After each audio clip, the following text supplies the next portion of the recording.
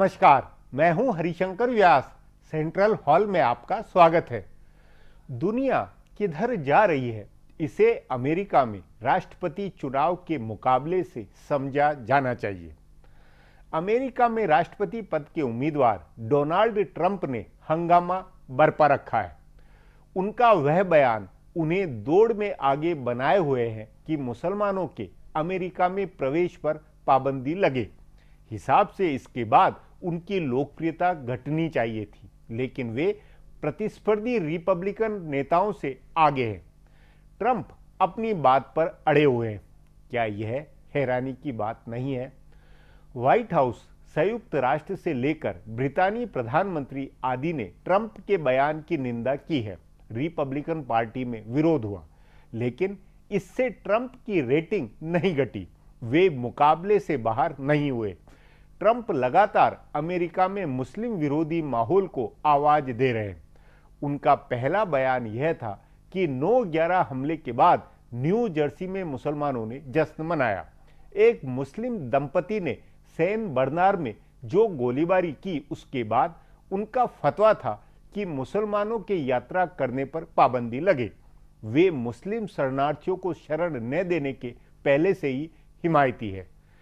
कहा जा सकता है कि ट्रंप पेरिस पर आतंकी हमले के बाद पश्चिमी देशों में बने माहौल का प्रतिनिधि चेहरा है। इस माहौल के चलते राष्ट्रपति ओबामा को भी कई तरह की सफाई देनी पड़ी है। इसलिए सवाल है कि ट्रंप एक अपवाद है या पश्चिमी समाज में नई बनती सोच के प्रतीक है। आज इस पर चर्चा है। इस पर चर्चा के लिए आज मेरे साथ वरिष्ठ पत्रकार डॉक्टर वेद प्रताप वैदिक है।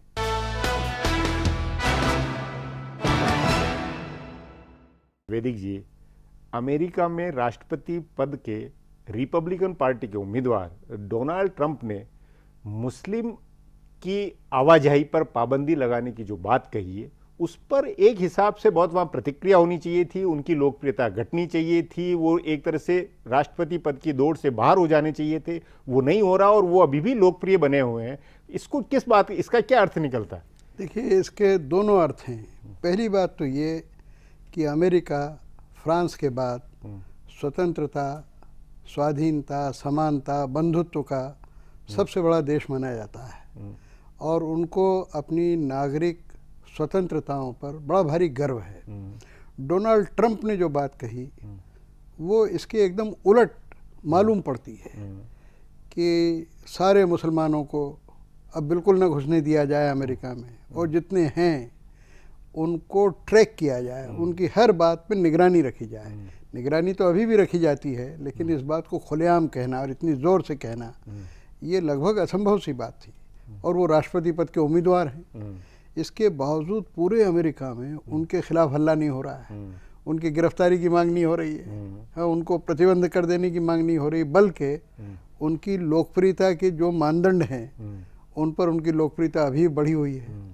और मुझे तो ये लगता है कि अमेरिका के लोग खुलेआम उनका समर्थन न भी करें तो भी तहे दिल से लगभग हर अमेरिकन डोनाल्ड ट्रंप का भक्त बन जाए। मतलब आपका ये मानना है कि अभी जो इस्लाम को लेकर और मुस्लिम समाज को लेकर पश्चिम में जो बहस या जिस तरह की बात है वो उसके प्रतीक है?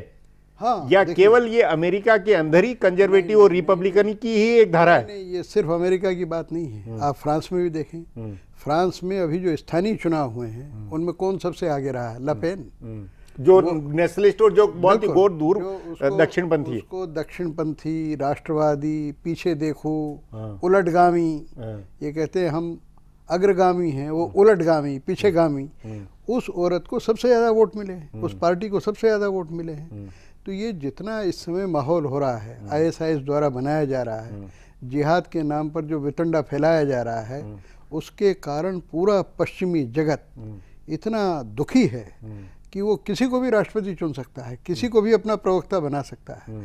तो डोनाल्ड ट्रंप से जब पत्रकारों ने कहा कि आपके मुंह से गलती से नहीं निकल गया ऐसा, तो उन्होंने लिख के अपना एक मैनिफेस्टो जैसा प्रसारित करके कहा कि नहीं, जो मैं कह रहा हूँ मैं ठीक कह रहा हूँ, ये काम करना चाहिए और मजबूती से करना चाहिए। नहीं तो फिर इस पे ये बात की जो मुस्लिम समाज में एक फीलिंग है कि पश्चिम शुरू से ही इस सोच का रहा है, भेदभावपूर्ण रहा है। ये जो अभी कहा गया वो सचमुच में करनी उनकी रही, उसके कारण ये हालात बने हैं, ये फिर आलोचना दम पाती है क्या? देखिए, कुछ हद तक तो बुनियादी तौर पर ये बात ठीक है कि पश्चिमी जगत बाहरी तौर पर तो ये प्रकट करता है कि बड़ा उदार है, बड़ा लोकतांत्रिक है, लेकिन आप पूरे अमेरिकी इतिहास पर गौर करें, ब्रिटिश इतिहास पर गौर करें, जो कि प्रमुख दो गौरांग राष्ट्र हैं, तो आप देखिए क्या दशा थी।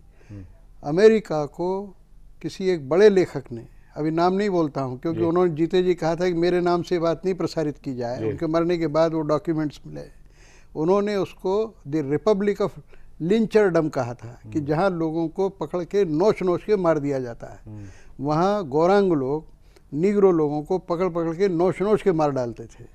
नहीं, ये तो एक इतिहास में और सभ्यता के डेवलपमेंट में ये तो एक पुराना हर समाज का सभ्यता का रहा है। क्रूरता वहाँ रही है समाज में, उस क्रूरता का ये एकदम पराकाष्ठा रूप है कि अब जो भी वहाँ नहीं, पर ये ऐतिहासिक तौर पर जो क्रूसेड हुआ या जो 14वीं शताब्दी आई है, उसी की तरफ वो सभ्यताओं के संघर्ष वाली स्थिति की तरफ जाती हुई बात ये हकीकत में अगर डोनाल्ड ट्रंप जैसा आदमी अगर वहाँ लोकप्रिय हो जाए और आगे बढ़े तो उधर दुनिया बढ़ती हुई नहीं लग रही है। आप बिल्कुल ठीक कह रहे हैं।